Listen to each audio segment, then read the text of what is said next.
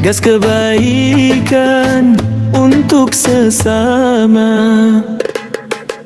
Deru mesin jadi saksi, langkah hati penuh empati, bersama Makassar Harley Davidson Club. Benar berkah di bulan suci, tak hanya jalanan yang ditempuh, kini lorong hati disentuh.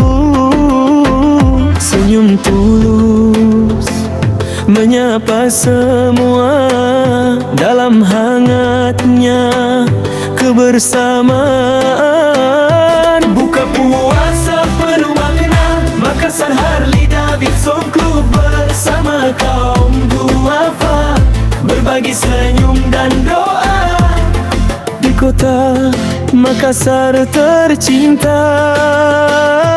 Ramadan tiba, waktunya berbagi gas kebaikan untuk sesama.